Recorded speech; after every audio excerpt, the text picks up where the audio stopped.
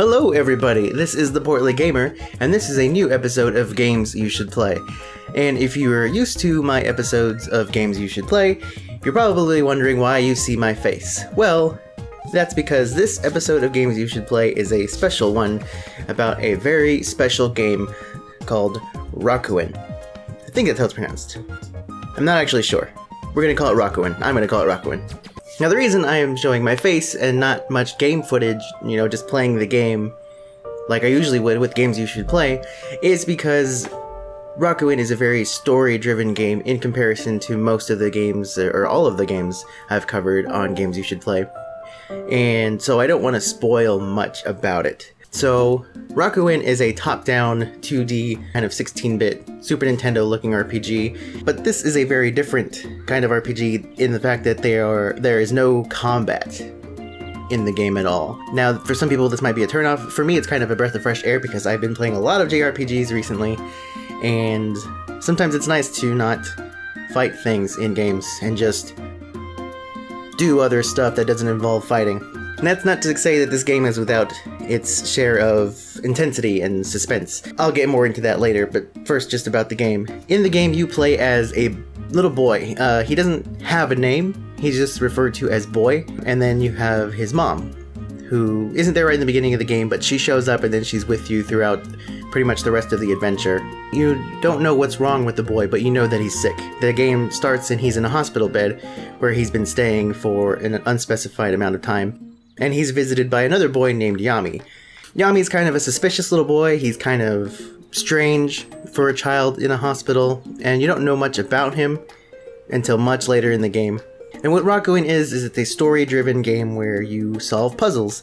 It sort of feels a lot like if you were to combine an adventure game with a top-down RPG, where you go and you find certain items and collectibles, and then suddenly, it clicks in your head like, oh, this person mentioned that they needed this item, which I now found. I'll go give it to them and see what I get. So the game does have a lot of puzzles. Not super puzzly, there is still a lot, there is the exploration. Now, while the game does start off and take place mostly in a hospital, there's a sort of a magical fantasy sort of element to it.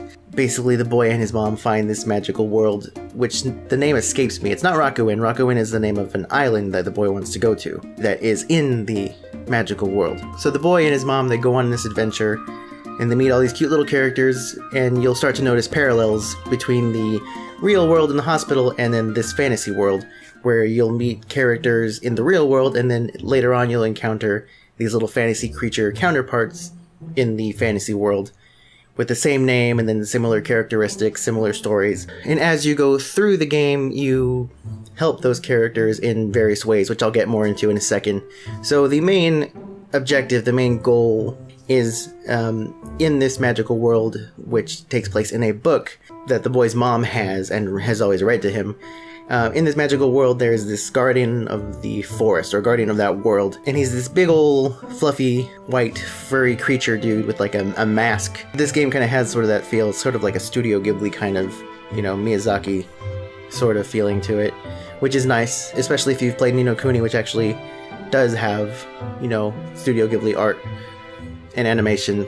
If you enjoyed that aspect of Ni no Kuni, you might want to check this game out because it feels very much like that. So anyway, early on in the game, when first arriving in that fantasy world, the boy and his mom meet this guardian, and he wants to make this wish, which you don't know what the wish is until later on. But this guy grants wishes if you can pass his test, and so you want to make this wish. But the problem is he's asleep, and he's been asleep for a long time. And you find out from his caretakers that he's been asleep for a long time, and the only way to wake him is to light up these runes on the floor near him on his little throne room. And the way that you light them up is basically by going through the game and helping the various characters that you encounter. And so that's what the majority of the game is spent doing, is helping out these characters in different ways. And each one is kind of unique, where there's different objectives or different things that you have to do to help them. So while one character's sort of side quest might have you venturing through the hospital at night in a creepy environment with these enemies called the Envoy, who you have to avoid, or else they don't really kill you, but if they touch you, you start back from a certain checkpoint and then have to go again. And then the other ones, there's other kind of more lighthearted, less scary objectives that you go through to help other characters. So there's a nice variety to it. Now this game, I'm probably not making it sound all that great. I mean, it's story-driven RPG with you play as a sick kid solving puzzles. But there's a lot more to it than that. And I'll be honest, right now, I have played through Zelda Breath of the Wild and Persona 5 this year, two great games that I absolutely love, and they've been my favorite games this year. Rakuen is up there with those games for me, in my opinion. I really enjoyed it that much. It's got a charm to it, as much as that word can be overused when describing some games nowadays. It does have a charm to it. It's got a good sense of humor. It had me actually laughing out loud and a lot of the jokes and whatnot. It's actually pretty cleverly written. The puzzles were fun enough to keep me going and keep me engaged, to the point where I beat the game in 2 days. It took me 8 hours to get through the game. So I played for a couple hours a day. I bought it, and then just went for the other probably 5 hours I had left the next day. I just wanted to see it through to the end and didn't want to give up on it and end up getting distracted and never coming back or forgetting. And that's one thing I would suggest, is if you play this game, try to get through it. Not rush through the game, but it's only an 8-hour game. Sit there and try to get through it over the course of a couple days. Don't distract yourself and leave and come back to it, because you might kind of forget some things about it, and I feel like that will take away from the impact that the game had, at least on me. Now again, I'm not going to spoil anything about the game, but I will say it is a sad game. It deals with sick children, just sick people in general. There are things that you see coming at certain points, and even with that, the way that they're executed, the way that they're done is just so beautifully done. There were moments where I'm like, okay, this is gonna happen right now. Oh yep, it's happening. And then I just cried. And I'm gonna be real right now just for a second. I'm gonna be a little personal. In the past couple years, I've had trouble crying. Don't know why. There have been moments where I just felt like crying because something sad or emotional happened to me, but I just couldn't do it. I just couldn't cry. And honestly, this game broke me down twice. So I don't really know what it is or what it was. It's just this game broke me down twice. More so toward the end of the game. I've lost some close loved ones over the past decade or so. I lost my mom in 2010. I lost my brother in 2015.